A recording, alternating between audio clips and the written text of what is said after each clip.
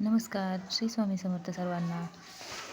तुमच्या सर्वांचं हौस सखी स्वाती या चॅनलवरती स्वागत आहे. मी परत एकदा तयार आहे आपल्या कधी न संपणाऱ्या कामांसोबत. आज होता सुट्टीचा दिवस, तर आज दिवसभर घरात असंच चालू होतं. रविवारी असला की हे असंच चालू असतं दुर्वाचं. तिला काही ना काही बनवायचंच असतं. तिने पाहिलेल्या गोष्टीतून हे बनवलं होतं.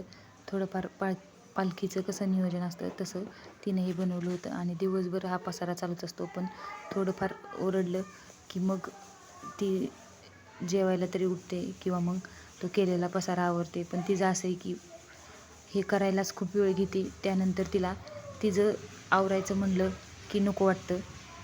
शेवटी ते मलाच आवरावं लागतं किंवा जास्त ओरडा खाल्ला की मग स्वतःचं स्वतः आवरते. पण आवरल्यानंतर तिचं सगळं व्यवस्थितच करते ती.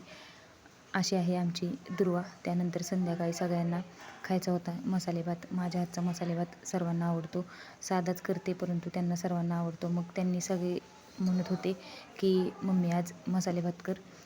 आणि मग म्हटलं चला आपण हे करावं. जास्त काही नसल्यामुळं मी नको म्हणत होते, पण सर्वजण म्हणले आहे त्याच्यातच कर. तो दुसरं तर काही जास्त खाऊ वाटत नाही, मग मसाले भातच कर. मग सगळ्यांनी तयारी करून दिली. जास्त भाज्या नसल्यामुळं जेवढ्या होत्या तेवढ्याच कट करून घेतल्या. आणि तांदूळही धुवून ठेवलं. म्हटलं आधी तयारी करून ठेवली म्हणजे पटकन होतं. मीही साधाच करते, पण तुमचीही काहीतरी स्वतःची अशी रेसिपी असेल ना मसाले भाताची, तेही तुमच्या घरातल्यांना आवडत असेल तर मला कमेंटमध्ये नक्की सांगा. कारण माझी ही जी काही साधी रेसिपी आहे ती माझ्या घरातल्यांना तर खरंच आवडते. चला म्हटलं आता एवढी छान तयारी करून दिली तर आपणही तेवढ्याच आनंदाने मसाले भात करायला घेऊ. आणि करायलाही घेतला. आणि तोही सर्वांना पातेल्यातच करून तोच खायचा होता. म्हणून म्हटलं चला आता पातेल्यातच करू. म्हणून फोडणीसाठी तेल टाकलं, त्यामध्ये जिरं मोहरी, नंतर मग तो लांब चिरलेला कांदा टॅमॅटो टाकला आणि नंतर खलबत्त्यात बारीक केलेलं लसूण खोबरं आणि कोथिंबीर ती टाकली. कारण का खलबत्त्यात केल्यानंतर त्याची वेगळी चव देते. नंतर बटाटाच होता फक्त म्हणून तो बटाटा टाकला. सर्व एकत्र करून थोडंसं शिजू दिलं आणि त्यानंतर त्यामध्ये तांदूळ टाकलं आणि अशा प्रकारे केला. साधाच असतो पण खायला खरंच खूप चव छान देतो. मसाले हे नंतर त्यात टाकले आणि थोडं हलवून घेऊन पाणी ओतलं. आणि आता पातेल्यात तर शिजवायचा म्हणल्यावर तो सारखाच बघावा लागतो. मग असा भात छान तयार केला आणि सर्वांनी खरंच तो मनापासून खाल्लाही. त्यातमध्ये लिंबू पिळल्यानंतर तर अजून जास्तच छान लागत होता. सर्वांना तो आवडलाही आणि सर्वांनी तो मनापासून खाल्लाही. कारण आपण केलेली गोष्ट सर्वांनी आवडीनं खाल्ली तर ती सार्थकी झाली असं मला वाटतं.